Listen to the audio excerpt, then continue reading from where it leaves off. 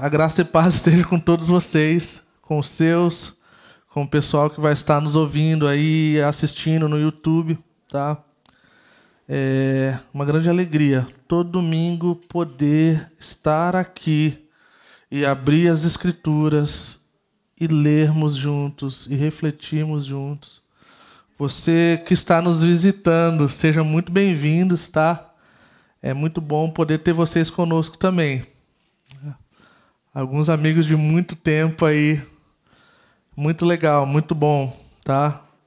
Vamos ter tempo depois, tomar café depois do culto, tá? E poder conversar. Nós seguimos, então, a nossa série Luz, Amor e Vida através da carta de 1 João, né? Nós tivemos uma pausa no domingo passado, parece já um monte de tempo, mas foi só um domingo só. Nós tivemos o pastor Steve com a gente, foi muito bacana poder estar com ele e poder ouvir ele explicando as Escrituras e focando em Jesus. E foi muito precioso. Se você não ouviu ainda de domingo passado, eu encorajo você a ir para o Spotify lá e para o YouTube, que tá bem bacana. Um amigo muito querido, um novo amigo muito querido, tá? Vamos lá, então. Vamos abrir ou ligar as nossas Bíblias de alguma forma, ou acompanhar se vier até ali. Tá difícil a coisa hoje, né, Vini? Vamos ser gracioso com o Vini, tá, gente? O Vini é bonzinho, né? Vamos lá. Só segue então que eu vou ler aqui, ó. 1 João, tá aí. 1 João, capítulo 3, versículo de 1 a 10. E diz assim: Vejam como é grande o amor que o Pai nos concedeu. Sermos chamados filhos de Deus, o que de fato somos, por isso o mundo não nos conhece, porque não o conheceu. Amados, agora somos filhos de Deus, e ainda não se manifestou o que havemos de ser, mas sabemos que quando Ele se manifestar, seremos semelhante a Ele, pois o veremos como Ele é. Todo aquele que nele tem essa esperança, purifica-se a si mesmo, assim como Ele é puro. Todo aquele que pratica o pecado transgride a lei. De fato, o pecado é a transgressão da lei. Vocês sabem que Ele se manifestou para tirar os nossos pecados, e nele não há pecado. Todo aquele que nele permanece não está no pecado. Todo aquele que está no pecado não o viu nem o conheceu. Filhinhos, não deixem que ninguém os engane. Aquele que pratica a justiça é justo, assim como ele é justo. Aquele que pratica o pecado é do diabo, porque o diabo vem pecando desde o princípio. Para isso, o Filho de Deus se manifestou para destruir as obras do diabo. Todo aquele que é nascido de Deus não pratica o pecado, porque a semente de Deus permanece nele, e ele não pode estar no pecado, porque é nascido de Deus. Desta forma, sabemos quem são os filhos de Deus e quem são os filhos do diabo. Quem não pratica a justiça não procede de Deus, tampouco quem não ama o seu irmão. Vamos orar. Senhor, obrigado, Senhor, pelas Sagradas Escrituras. Senhor, obrigado pela oportunidade que nós temos de ainda vivemos num país livre, onde nós podemos abrir as Escrituras e poder cultuar o Senhor com canções, com as nossas orações, Senhor. E nós não queremos levar de forma light isso, porque até mesmo nessa época aqui, onde o apóstolo João escrevia essa carta, os irmãos passavam já por perseguição e sofrimento. E agora não é diferente. Então pedimos para que o Senhor nos dê revelação e graça, entendimento, Senhor, para que a gente possa aplicar as Sagradas Escrituras e podemos ver o Senhor transformando as nossas vidas e os corações. Em nome de Jesus. Amém. Então, nós seguimos a partir do que foi ensinado no domingo retrasado acerca dos filhos de Deus, o qual o Aguiar ensinou de forma muito bacana, e essa questão de parecermos com Deus, de parecermos com o Pai, de sermos filhos de Deus, e como isso nos coloca num lugar de sermos diferentes. E agora a gente vai olhar num outro ângulo. É a segunda parte dessa questão de sermos como filho de Deus. Eu dividi aqui em 3 partes para nos ajudar a entendermos essa passagem de forma simples. Quem somos, né? Logo no primeiro versículo lá ele já fala, que Deus nos concedeu, Deus nos deu, né, de sermos chamados de filhos. E aí a gente segue adiante, a gente vê o que seremos, e aí depois como nos comportamos ou como nos portamos diante dessas coisas que nós somos. Um lembrete, nós já passamos da metade da carta aí. Essa série foi dado esse tema, luz, amor e vida, né? E não é por acaso e nem uma coisa que a gente inventou para parecer uma arte legal, o que também é. Mas a gente vê, no capítulo 1 e 2, a gente vê que Deus é luz e o que significa para os cristãos viverem na sua luz. A gente vê do capítulo 3 e 4 que Deus é amor e o que significa para os cristãos viverem nesse amor. E a gente vê então, veremos, né, no capítulo 5, que Deus é vida e o que significa para nós cristãos vivermos nessa vida, né? Então, nos primeiros capítulos a gente viu sobre essa questão de estarmos em comunhão com Deus. Nós vimos a questão de estarmos em comunhão uns com os outros e como essas coisas não podem ser divididas, né? Pessoas por aí têm dividido, mas de acordo com as Escrituras não tem como. Eu amo o Senhor, só não quero estar com o seu povo. Então, nós não amamos o Senhor. Porque não faz sentido algum diante das Sagradas Escrituras que a gente venha amar o Senhor da igreja e não ama a igreja. Não tem como. Tem que andar com as 2 mãos dadas, nesse sentido. A gente viu também essa questão da comunhão com o próprio Deus. Também não tem como a gente dizer que a gente ama o nosso irmão ou que a gente tem comunhão com ele quando a nossa vida diária está também distante de tudo aquilo que nós temos falado. Quando o nosso discurso se torna incoerente, e isso aí está muito normal, em qualquer lugar que você vê por aí, incoerência de acordo com o que as pessoas falam e do que elas vivem, existe um abismo aí a ser trabalhado, né? E agora a gente chega nessa parte que ele dá ênfase aí do 3 ao 5, ele fala sobre sermos filhos de Deus. E esse aqui é interessante pra caramba. O Lucas falou no domingo retrasado, ele falou assim, quando a gente começou a conversar sobre a possibilidade de ensinar 1 João, eu já tive a oportunidade de poder ensinar 2 vezes essa carta, né? Quando a Calvary tinha o Instituto Bíblico lá em Campo Mourão, eu pude ensinar 2 vezes, de ponta a ponta, até as outras 2 cartas, a segunda e a terceira.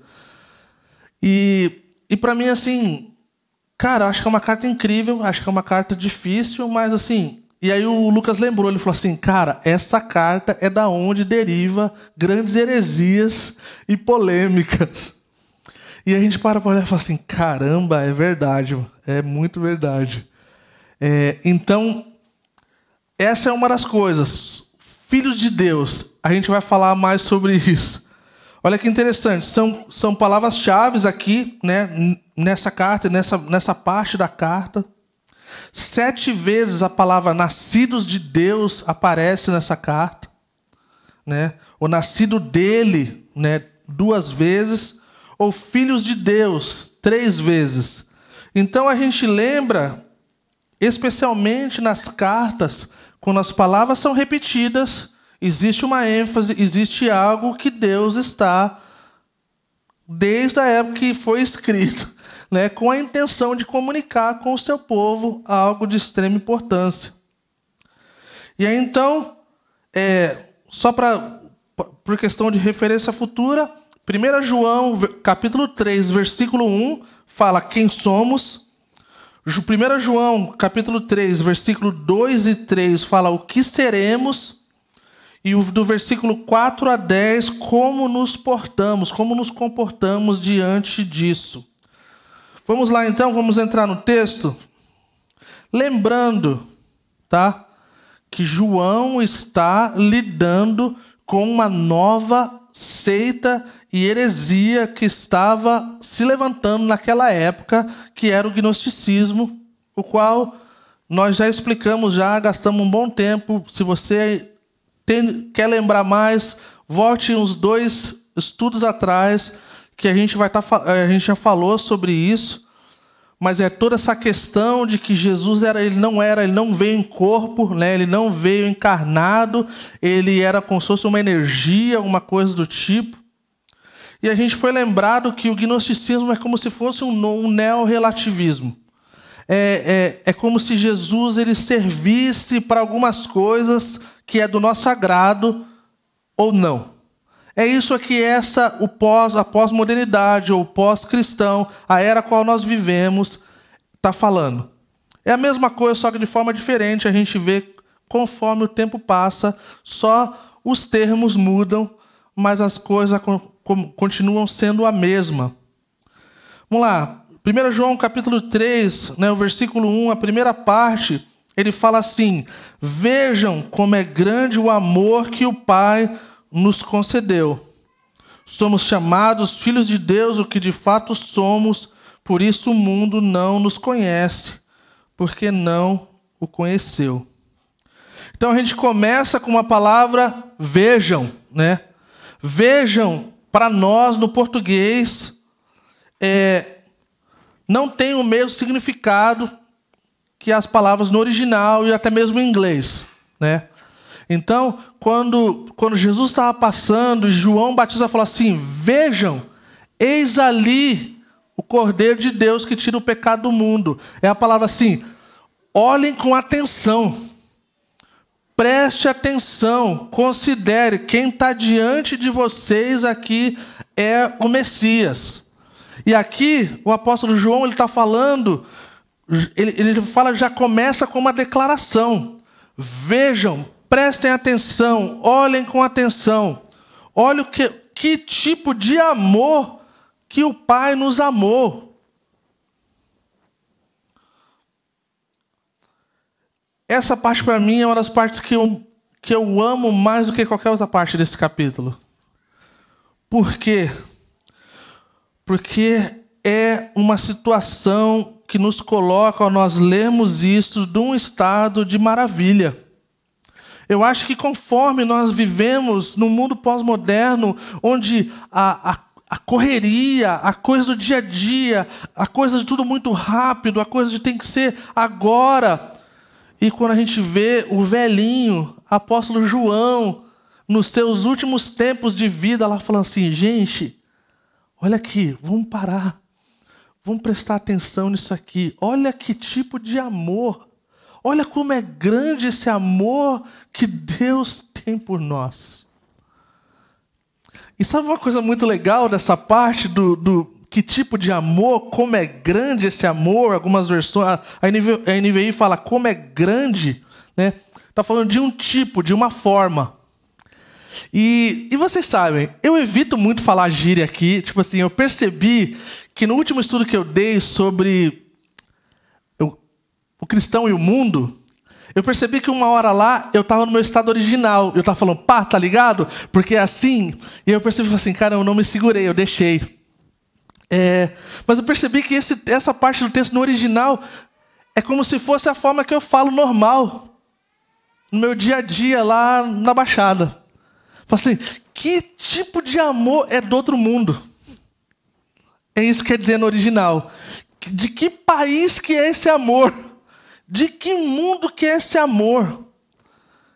Em outras palavras, você pode ter viajado o mundo todo e você ainda não viu um amor como esse. Você pode ter experimentado as melhores coisas que esse mundo tem para nos oferecer. E nenhuma dessas coisas podem se igualar a esse amor. Isso é radical demais, gente. De pensar de que o amor virou, a palavra amor virou tantas coisas. E quando a gente se depara, então, com esse amor, ele mexe com as nossas afeições que nós cantamos, com as nossas afeições, os nossos corações. E esse tipo de amor, ele nos deixa, deveria nos deixar nesse estado de maravilha. A palavra maravilha, em inglês, é ó. Não precisa de tradução. O que quer dizer maravilha? É quando você vê algo e você fala ó. Ou Os texanos falariam Mas é um lugar que você vai e você para e você fica de bobeira. Eu já falei, volto a dizer, eu e a Lília, nós amamos Foz do Iguaçu. É uma cidade onde nós não temos parentes. As pessoas perguntam, como vocês foram morar 2 vezes lá, vocês não têm parentes?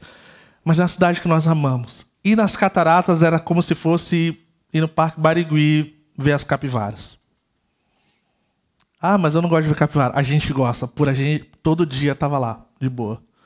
Mas existe uma coisa, quando você vai, seja no Canadá, em Niagara Falls, ou nas cataratas do Iguaçu, ou qualquer outro lugar, te coloca num lugar onde você fica semi-drogado.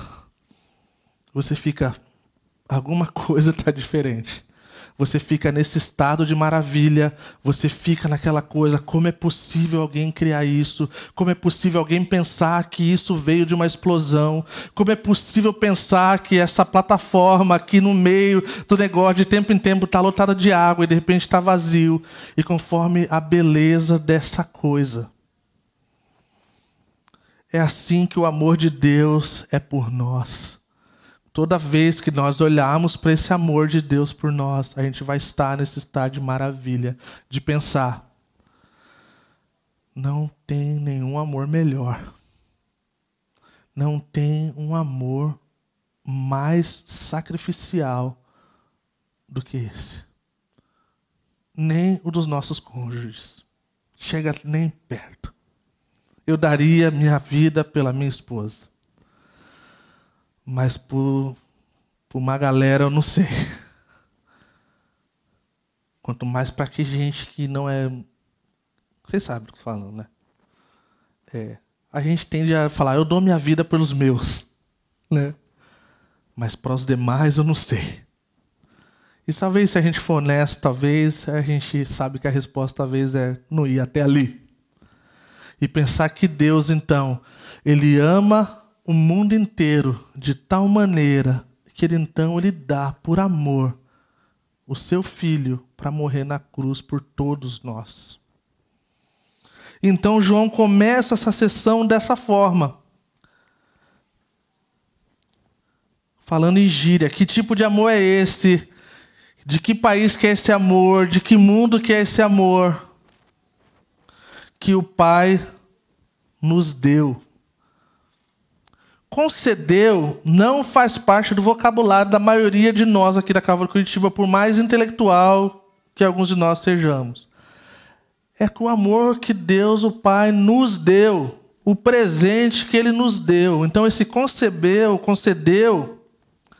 é um presente. É um presente que fica muito nítido de que não é algo merecido.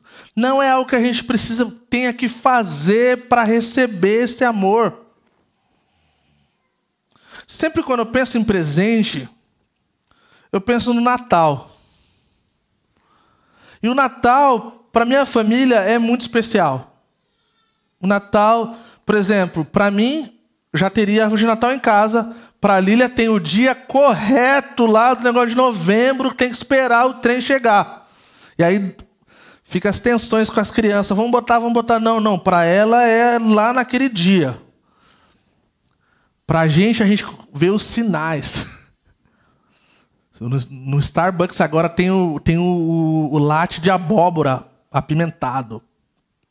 Quem sabe, sabe. É um sinal de que Natal está por vir. E a coisa mais bizarra do Natal é quando alguém da sua família te dá um presente e você fala assim, quanto custou? Quanto que eu te devo? Aí você fala assim, nossa, é loucura, ninguém faz isso. Mas parece que com Deus, quando a gente tenta fazer as coisas nas próprias forças e achar que a gente merece, por trabalhar ou fazer algo desse tipo, a gente precisa trabalhar por esse amor. E quando que é como se fosse o presente de Natal. Fala assim, ó, você não precisa fazer nada. A única coisa que você precisa é aceitar. Amém? Então o João ele fica nesse estado de maravilha. Nós deveríamos estarmos também, devido a esse tipo de amor. E aí então vem com mais uma declaração de sermos filhos de Deus.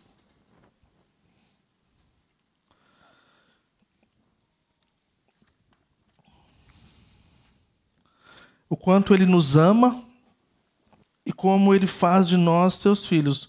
Um ponto de extrema importância nesse texto é o que eu estou falando acerca do presente. Isso é um amor ágape, incondicional. Esse é o termo que ele usa. É incondicional. É um amor incrível da parte de Deus, o qual ele se alegra quando os seus filhos obedecem. Ele se alegra quando os seus filhos tomam decisões corretas. Ele se alegra quando os seus filhos amam o lugar da oração. Ele se alegra quando os seus filhos amam o lugar da santidade, das escrituras. Mas para ele é como se fosse um bônus. Não é tipo assim, agora pagou uma parte do meu amor por você, e aí agora... O Martin Lloyd Jones ele fala assim que não existe nada que a gente possa fazer para que Deus nos ame mais ou nos ame menos. Então assim, nós pensamos no positivo, se nós tivermos obras boas, então Deus vai nos amar mais. Nós não falamos isso, nós só camuflamos. E quando nós estamos vivendo, lidando com os nossos pecados, nós pensamos, agora o amor de Deus, ele diminuiu a porcentagem. E aí, então, a gente precisa retomar as nossas ações. Mas não é assim, é incondicional. Romanos capítulo 5, versículo 8, fala que Deus, então, ele demonstra o seu grande amor por nós. Estou parafraseando, tá, pessoal? Enviando Cristo para morrer por nós quando nós éramos pecadores. Nós não estávamos nos nossos melhores dias. Nós não estávamos naquele lugar de santidade onde nós gostaríamos de estar. Nós estávamos mortos em nossos delitos e pecados. Acho interessante, o apóstolo Paulo, ele dá nome para o pecado. Ele não fala só que é pecado, ele fala assim, mortos nossos delitos e pecados. A gente estava devendo. A gente estava numa situação de extrema dívida com o nosso Criador. E a gente vê também nas Escrituras que aí nós estávamos em tanta dívida que quando Cristo, então, ele morre e ele então ressuscita, fala que o escrito de dívida que estava contra nós foi rasgado. Então, isso mostra que Deus nos ama com um amor sem fim e que nunca falha. Nós cantamos, nunca falha. Nunca falhou, não falha e jamais falhará. Todos os outros amores falharão.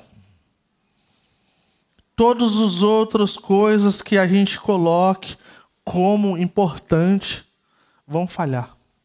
Nós somos a encarnação, a coisa material do que é falhar.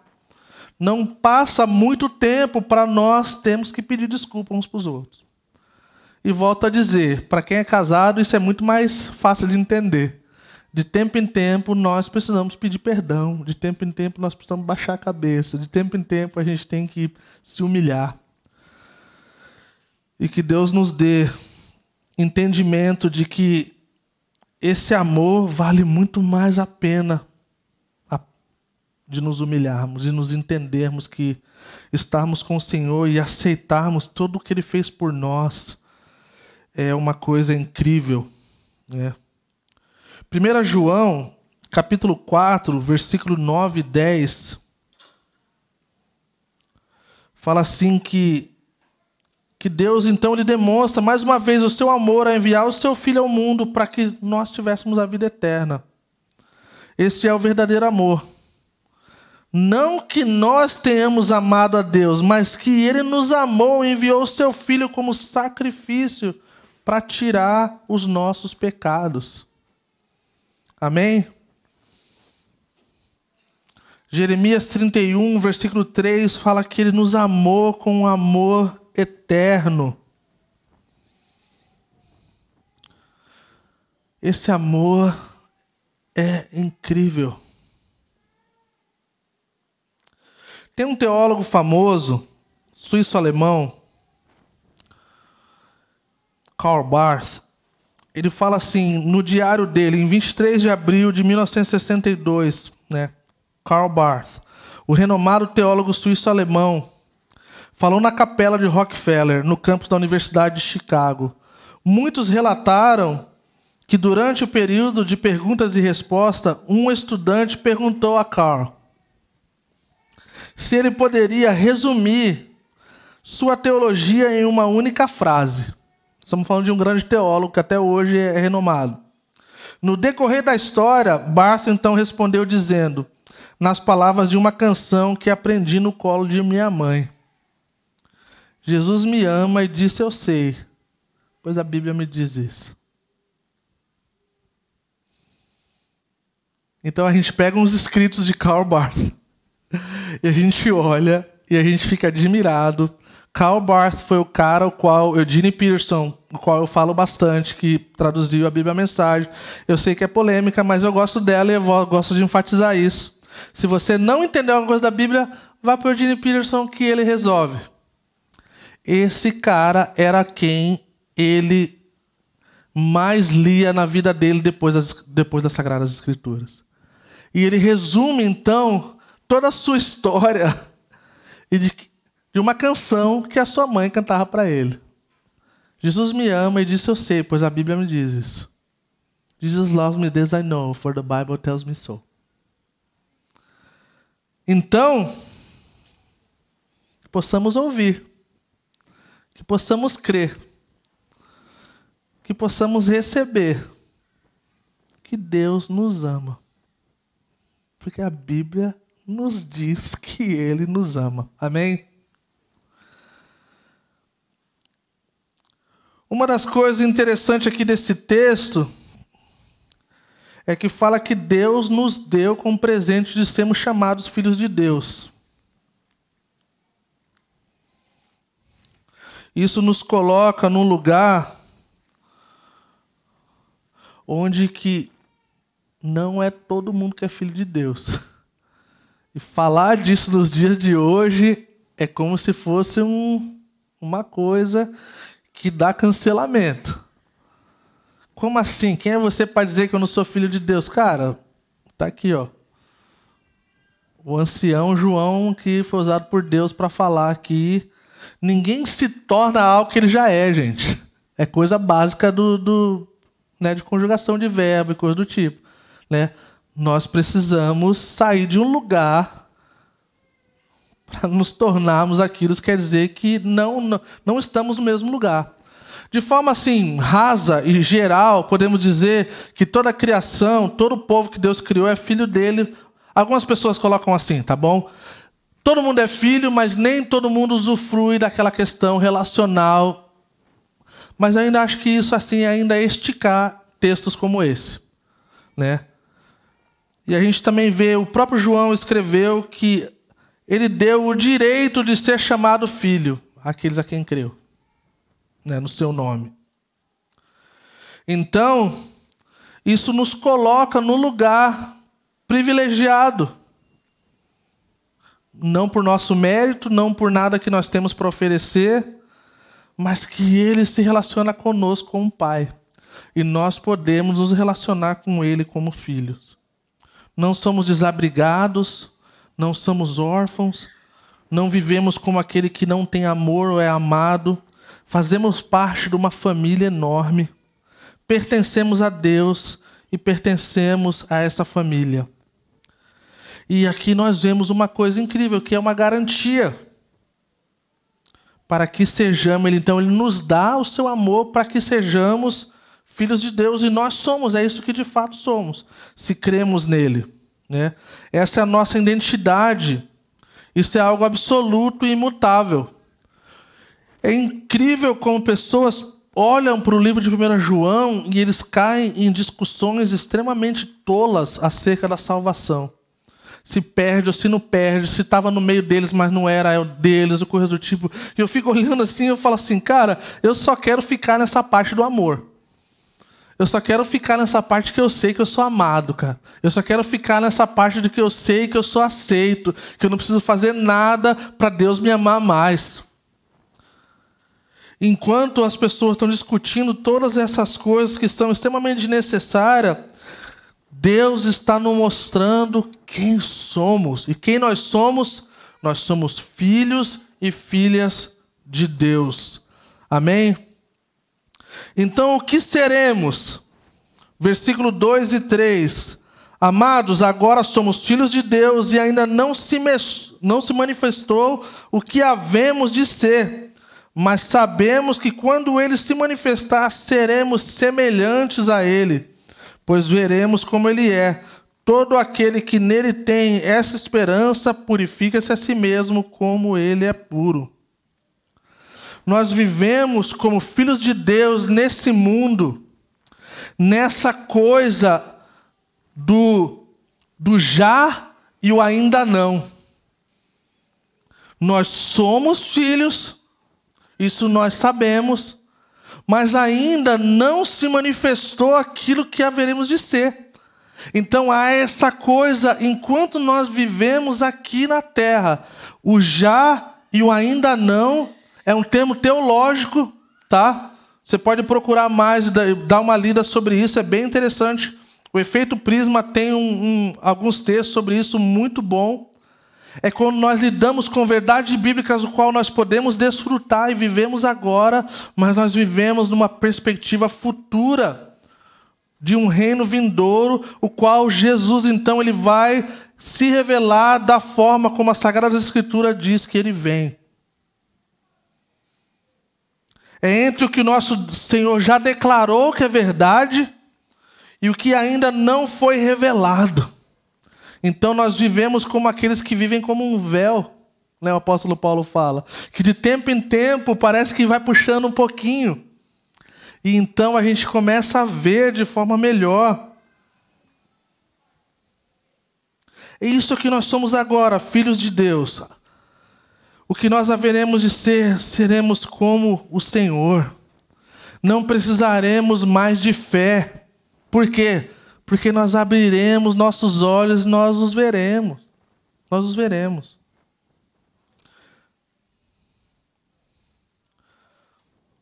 Quando Jesus voltar, pessoal, os nossos corpos serão transformados, ou quando nós estivermos com o Senhor. E a realidade de sermos filhos de Deus se tornará algo visivelmente exibido para o lado de fora. Nós teremos um corpo transformado. Nós sairemos de um corpus pecaminoso para um corpus de santidade e eterno. Não precisaremos mais lidar com o pecado. Então, é mais ou menos assim, então, essa gloriosa garantia de como filhos de Deus. Não somos mais o que éramos, não somos mais o que deveríamos ser, nos tornaremos o que sempre quisermos ser. Era como Agostinho falou, existe uma inquietação. E essa inquietação, ela só é suprida quando a gente encontra com o nosso Senhor. Então o nosso coração, ele descansa. É como se fosse o nosso avião em turbulência, ele posa. E ele encontra o lugar o qual ele foi destinado para estar e para viver. E essa esperança, né, ou a garantia, né, Nós já vimos em outras partes das Escrituras que fala dessa esperança viva e bendita, que é o retorno de Cristo e a nossa glorificação futura. Seremos glorificados com Ele no futuro. Alguém disse uma vez que essa realidade do presente é uma forma que mexe com a perspectiva futura. Porque tudo que nós estamos vivendo agora, se nós tivermos consciência do que nós estamos nos tornando, faz a nossa vida muito diferente, não é verdade? Tem essas frases, ditados populares, né? Para quem não sabe para onde está indo, qualquer lugar é destino. Nós não. Nós somos peregrinos, é verdade. Nós estamos de passagem nesse mundo, é verdade. Mas nós sabemos para onde nós estamos indo. Amém? Então, pessoal, de forma bem rápida para a gente avançar, fica um ponto de questionamento para nós. Como nós temos olhado para o pecado nesses dias? O pecado, nós já vimos, até mesmo através dessa própria carta, de forma bem simples, é quando nós erramos o alvo, né? Nós sabemos o que nós temos que fazer e nós não fazemos. Isso é verdade, é isso que significa. Mas de forma geral, nós vivemos dias onde o pecado tem sido banalizado. Nós vivemos em dias onde o pecado tem sido relativizado. Eu acho que esse é o neognosticismo.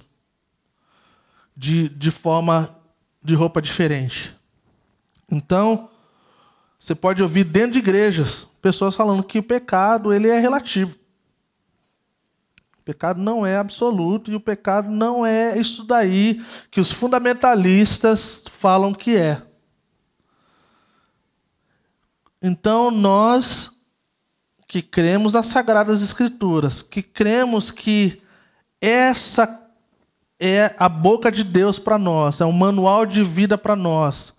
Nós chamamos de pecado o que a Bíblia chama de pecado, seja como for, seja o que for e seja o que vier a ser, no sentido de como lidamos com isso.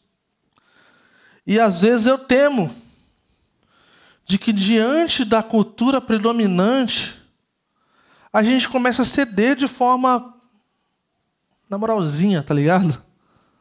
Tipo assim, é um negocinho aqui, tá beleza. Negocinho ali, tá ok. Eu estava pensando nisso e assim, eu tenho tido a oportunidade de poder estudar esse texto, mesmo que eu ensinei já algumas vezes, mas eu tenho procurado fazer o que mentores e amigos têm recomendado de algumas semanas antes de ensinar, debruçar sobre o texto. E antes de pensar em qualquer pergunta, qualquer aplicação do tipo para que pudesse falar para a igreja, a gente precisa fazer essas perguntas para nós que estamos estudando, né? Eu estava pensando e orando, falando assim, Deus, que tipo de pecado que talvez eu, de forma talvez não intencional, mas que talvez eu estou cedendo diante da cultura predominante. E aí eu lembrei de uma coisa que eu sempre tive dificuldade. E eu falei assim, nossa, talvez se eu puder falar isso para a igreja, eu puder ser um exemplo para a igreja acerca disso. Além de vocês terem lembrado que o pastor de vocês é pecador e necessita de tanto graça quanto cada um de vocês, mas talvez nos lembrarmos de coisas talvez que a gente vem cedendo. Eu sempre tive muita dificuldade com palavrão. Assim, na minha adolescência, teve pais dos meus amigos de falar assim, ó, o Cacá pode brincar se você ficar com a boca fechada. Eu lembro a mãe de um amigo meu de chegar assim, ó, carinha, aqui na minha casa não, mano. Eu lembro disso. E aí, cara, viajei por vários lugares. Tem uns lugares assim que é muito normal, infelizmente, crente falar palavrão. Não vou falar que lugar que é, vai que tem algum carioca aqui, né? Tô brincando. Não, brincadeira, pessoal. Não, brincadeira. O pessoal da Baixada Santista são os mais terríveis aí. Tá ali, tá na disputa. Brincadeira, pessoal. Brincadeira de verdade. Cara, mas foi uma coisa que eu parei de pensar. Falei assim, cara, eu preciso de redenção nesse negócio, cara. Tipo assim, é meio normal falar isso em alguns lugares. É meio normal falar, tipo assim, entre os amigos. Entre os amigos mais chegados a gente se sente mais ainda à vontade. E foi uma das coisas que eu senti que o Senhor trouxe. Ele falou assim, cara, não tá legal esse negócio. E eu falei, cara, não quero esperar ver a Mandinha falando, né? Tipo assim, aí pega mais mal ainda. Mas eu fui diante do Senhor e falei, Senhor, eu preciso de arrependimento, eu preciso me arrepender, cara. E eu fico pensando, quais são as outras coisas, cara? E é louco isso, gente, porque assim, é como eu falei, tantas heresias e coisas vieram das Escrituras e desse livro, dessa carta. Tem igrejas, então, que flertam, né, com relativismo e realmente banalizam o pecado. Tem igrejas que vão do outro lado e usam da rigidez para manipular e para abusar pessoas.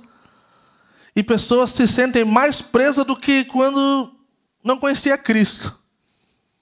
E aí tá a gente aqui, mano, tentando ser honesto com a nossa vida, tentando ser honesto com a nossa comunidade, tentando ser honesto com o Senhor. E isso requer, estou falando sendo bem honesto com você, isso requer uma coragem dobrada, gente. Para poder falar, por exemplo, de coisas que nós assistimos que talvez não deveríamos, de coisas que nós ouvimos que não deveríamos, coisas que nós falamos que não deveríamos, coisas que fazemos que não deveríamos, vícios que nós temos que talvez já carregamos já como um bicho de estimação. E é louco falar sobre isso. É louco pensar que nós temos uma comunidade de pessoas viciadas em pornografia. E não é porque alguém falou para mim, é porque em todo canto do mundo tem. E também de todas essas questões dos vícios e das coisas que fazem parte. Então, como nós temos olhado para isso? Talvez hoje à noite seja o lugar que a gente fala assim, cara, quais são as coisas que eu tenho cedido para a cultura predominante? 3 maneiras práticas para a gente manter a pureza da nossa vida. Confessar os nossos pecados, gente. Existe algo poderoso e as Escrituras garantem o resultado. É quando nós vamos diante do Senhor e nós vamos diante de pessoas e nós chamamos de pecado o que é pecado. É duro, é doloroso, mas é assim que é. O próprio João fala, se confessarmos o nosso pecado, ele é fiel e justo para nos perdoar os pecados e nos purificar de toda injustiça. Segundo, precisamos meditar diariamente na palavra de Deus. Gente, é outra coisa que parece muito óbvio, mas vocês não querem ver e ouvir sobre pesquisas que mostram que cristãos e pastores, uma boa parte deles, não leem a Sagrada Escritura todo dia.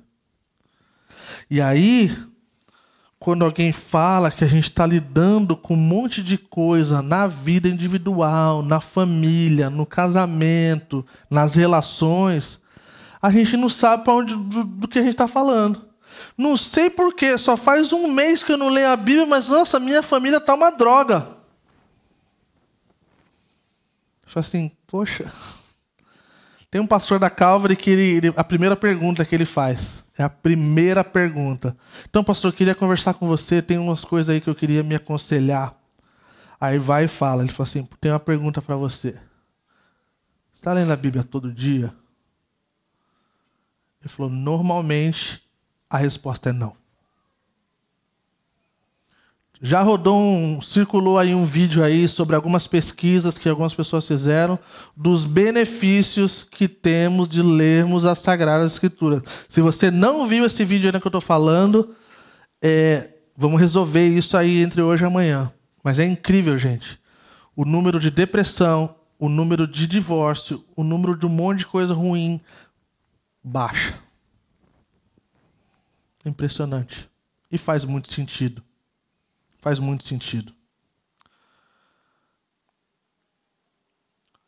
As Escrituras falam no Salmo 119, versículo 9, fala assim: como pode um jovem permanecer puro?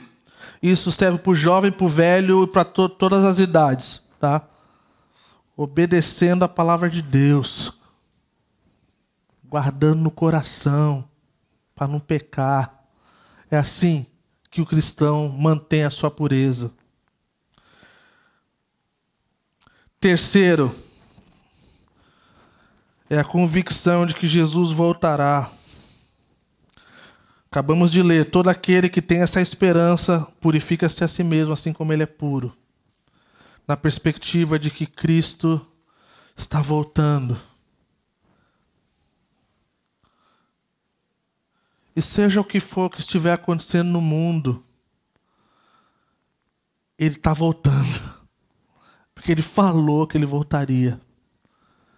E pode ser que seja a qualquer momento.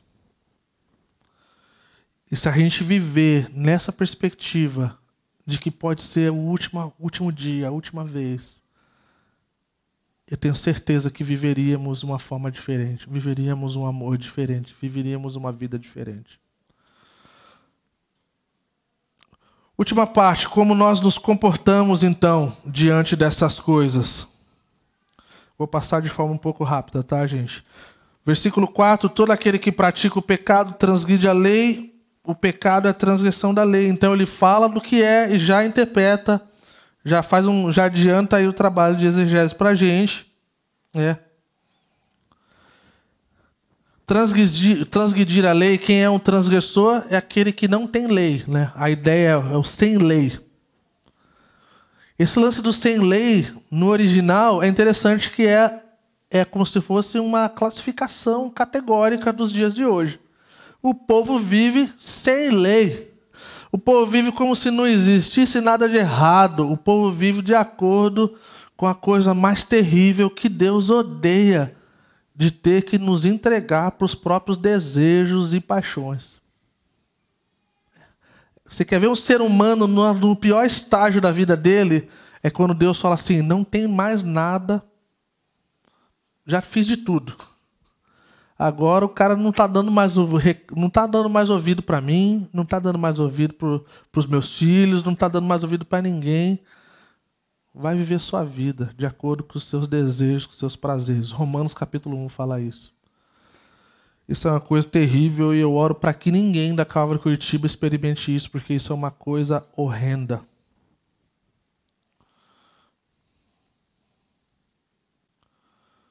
Interessante que no versículo 5, ele aponta de forma enfática que ele apareceu para tirar os pecados. Olha aqui mais uma vez, as pessoas puxam essa questão da salvação aqui e João está falando de santidade. João está falando de purificar a si mesmo. Ele está falando assim: cara, você é ou você não é. Se você é filho de Deus, esse é o caminho. Não viva no pecado habitual. Não viva praticando o pecado. Porque ele veio para tirar os pecados. Né? O João Batista falou: eis o Cordeiro que tira o pecado do mundo. E aí entra nesse contraste que Jesus não peca, Jesus não tem nada de errado, que é o nosso maior exemplo.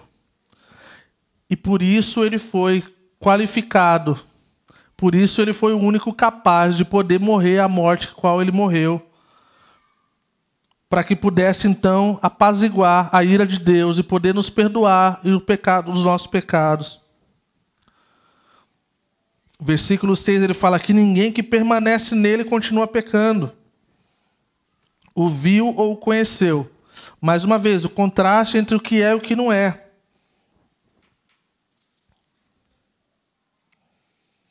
Alguém disse: é impossível para uma pessoa permanecer em Cristo e continuar no pecado ao mesmo tempo, na vida do pecado. Porque ele vai ter que escolher. E a gente lembrou de alguns domingos atrás que não tem como servirmos dois senhores.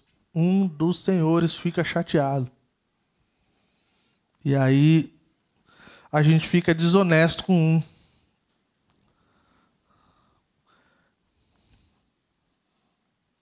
Ninguém que continua pecando viu ou conheceu. Isso é uma palavra forte, né? Ele fala dos filhos de Deus, dos filhos do diabo. Eu falo assim, caramba. Eu falei, né? Uma das coisas de a gente ensinar de forma sistemática, né? É que assim, a gente pode convidar os amigos nas passagens e falar de coisa legal. Agora, quando vem negócio de filho do diabo, como é que é? Teve umas outras aí que, tipo assim, caramba, acho que ele devia ter convidado para o domingo que vem. Mas é uma forma de um lembrete, de uma coisa amorosa, quando a gente olha dessa forma. Nós precisamos, indo para o final já, pessoal, nós precisamos ter uma consciência bíblica do pecado. Do que Deus chama de pecado, do que as Escrituras chamam de pecado. Porque se a gente fizer assim, a gente vai poder lidar com as coisas de forma que é a forma que deveria ser, né? Vamos lá. Então, João, ele está expondo aqui o falso ensino e está expondo quem se diz cristão. É isso que ele está fazendo. Eu acho que eu já contei a história. Tem o pastor John Corson, ele fala que o filho dele, por bom tempo, vinha e falava assim, pai, eu pequei. Aí, tipo assim, era um piazão. Ele pensava assim, que tipo de pecado ele fez? Tipo assim, eu falei para ele não jogar um videogame, ele jogou uns minutos a mais. Será que era tipo esse tipo de pecado? E aí ele falava assim, você pecou? Então ele falou, pequei. Eu acho que eu não vou pro céu. Então assim, me ajuda aí, porque assim... Aí ele disse que o pai assim, dava um abraço, um beijo assim, e falava assim, cara, lê 1 João. Aí ele, tá bom, vou ler. Aí passava uma semana depois, assim, pai, cara, agora eu pequei outra coisa pior. E agora o que eu faço? Dava um abraço, um beijo e falava, cara, lê 1 João. Aí você não vai ter mais medo de perder a salvação ou de não ser salvo, coisa do tipo, né? E diz que uma vez passaram-se meses. Ele falou assim, cara, cadê o guri, cara, que não bate mais na porta, né, cara? Ficou encafifado, falou assim, cara, vou falar com esse moleque, né, cara, não é possível. Será que agora ele está respeitando os horários do videogame, da TV, ou coisa do tipo? Ô, fulano, vem aqui. Você nunca mais veio no meu escritório, cara, perguntar, falar que você pecou, ou coisa do tipo, que você não sabe se vai pro céu ou não. E eu tô preocupado agora, cara. Antes eu não tava, eu achava que era besteira. Agora, tipo assim, tá séria a coisa. Ele falou assim, pai, cara, eu li um monte de vezes 1 João, e eu pensei, cara, se eu for lá de novo, ele vai falar pra eu ler 1 João. Cara, eu entendi, mano. Eu sou filho de Deus, eu peco de vez em quando, mas eu não vivo todo dia pecando e eu não gosto do pecado. Se eu não gosto do pecado, isso é um bom sinal, né, pai? Ele falou, é isso aí, filho. É isso aí, você entendeu. Porque você é nascido de Deus. E quem é nascido de Deus é diferente. A palavra nascido de Deus, nascido dele, ou filhos de Deus, está falando de pessoas que são convertidas, pessoas salvas, pessoas redimidas, pessoas que foram lavadas e remidas e centrifugadas no sangue de Jesus. Tudo que tem direito. Amém? Então nós assumimos essa nova natureza, nós somos nascidos de Deus, nós nos identificamos, não simplesmente por, como a palavra identificar quer dizer nos dias de hoje, nós somos parte de verdade, nós não nos identificamos como filhos de Deus, nós somos filhos de Deus, né? diferente do oposto. A semente de Deus permanece, porque nós somos nascidos de Deus. E assim, então, isso faz toda a diferença na nossa vida. Nascer de Deus significa uma nova natureza. A semente de Deus permanece nele, que significa que a natureza de Deus foi colocada dentro de nós. O apóstolo Paulo fala que nós somos enxertados em Cristo.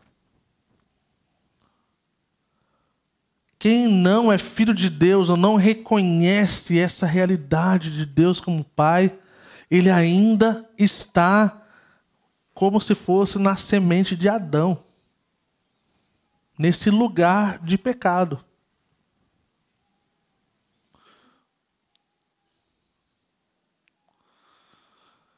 Fechando. Por que ainda pecamos então? Porque nós vivemos esse conflito entre o agora e o que está por vir. O já e agora e ainda não. Essas naturezas carnal e espiritual sempre vão estar em conflito. A carne representa tudo aquilo que é contra Deus. E o nosso espírito, então, deseja Deus.